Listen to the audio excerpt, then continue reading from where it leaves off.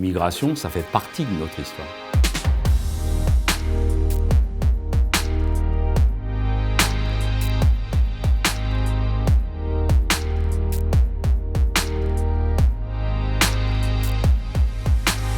Et voilà ce que je me suis dit au regard du débat au Sénat.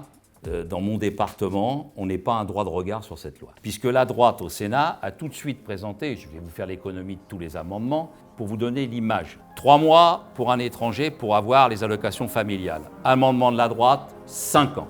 3 mois et demi pour un étranger pour avoir la prestation de compensation handicap. Amendement de la droite voté, 5 ans. Cet avis du Conseil d'État, c'est de dire vous n'avez aucune statistique qui permettent de dire qu'aujourd'hui, on a besoin d'une nouvelle loi. Qu'elle soit d'ailleurs progressiste ou pas, c'est juste où on en est, qu'est-ce qui marche et comment vous pouvez justifier en fait de changer la loi. Les projets de loi asile et immigration, il n'y a rien de bon dedans. Ça vise à précariser, à maintenir les gens dans la misère et y compris à criminaliser.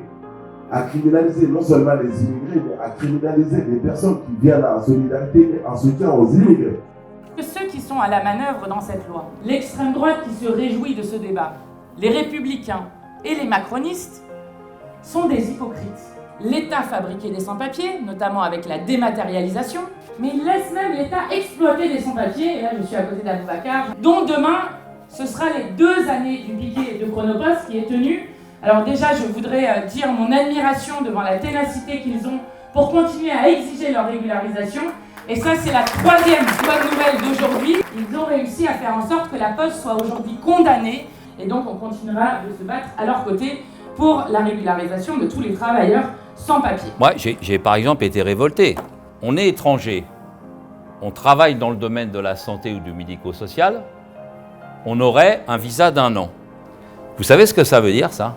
C'est de l'esclavage moderne. J'appelle ça une loi néocolonialiste. Établir des quotas en matière migratoire sur la ME, resserrer les critères du groupement familial, resserrer la procédure dite de l'étranger malade et son bénéfice, garantir un contrôle effectif par les communes du respect des conditions de ressources et de résidence. Vous voyez dans quelle situation on met les maires? Conditionner la validité d'une carte de séjour pluriannuelle étudiante à la transmission annuelle à l'administration de pièces justifiant du caractère réel et sérieux du suivi des demandes. Opérer une réforme structurelle de l'AME. Ça, c'est ce qu'on dit chacun avec ces mots. Là, la vie de l'étranger devient impossible.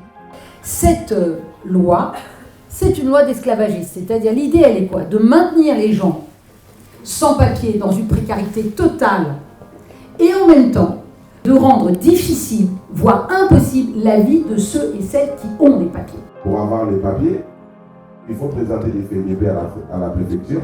Alors que pour avoir des FDP, il faut travailler, mais pour travailler, il faut avoir des papiers. Et on vous pousse vers une illégalité.